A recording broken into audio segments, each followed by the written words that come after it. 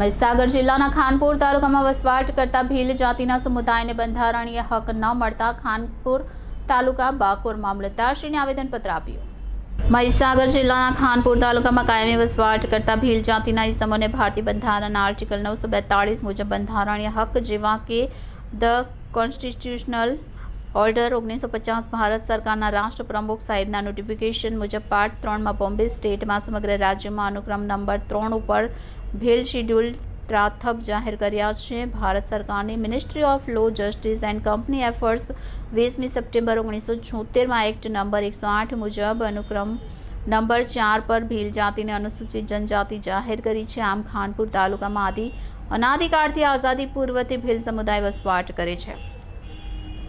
ખાનપુર તાલુકામાં કાયમી વસવાટ કરતા ભીલ જાતિના ઇસમોને ભારતીય બંધારણમાં અનુસૂચિત જનજાતિ જાહેર કર્યા છે। ખાનપુર તાલુકામાં ભીલ સમાજના ઇસમ જેવા કે ડામોર, કટારા, બામણિયા, મેડા, મસાર, પાંડુર, તાવિયાડ, બરજોડ, માલીવાડ, ઘોધા, ખરાડી, ડાભી,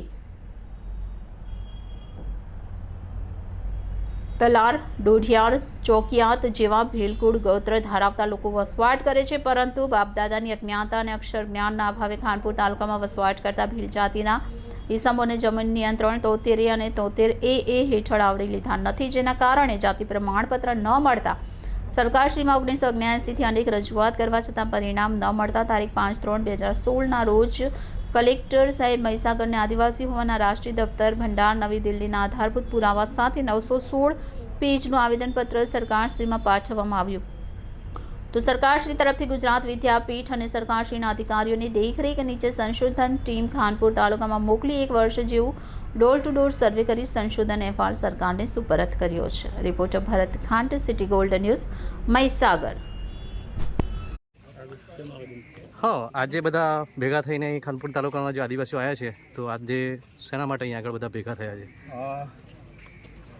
વર્ષોથી અમારો જાતિના દાખલાની અને અમારી જાતિની ઓળખ માટેનો પ્રશ્ન છે।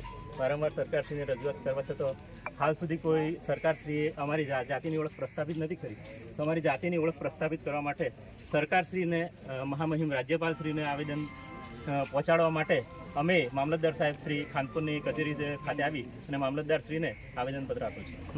હવે પછી આગળની રણનીતિ કેવી રહેશે? પછી આગળની રણનીતિમાં તમે તમામ વિગતો રાજ્યપાલશ્રીને અને મુખ્યમંત્રી સાહેબશ્રીને અમારા આવેદનમાં જણાવી દીધી છે। એટલે અમે જે રીતના સ્ટેપ બાય સ્ટેપ કાર્યક્રમ જણાવ્યો એ પ્રમાણે રહેશે। આપણું શુભ નામ? કમલેશભાઈ ડામોર, જોહાર।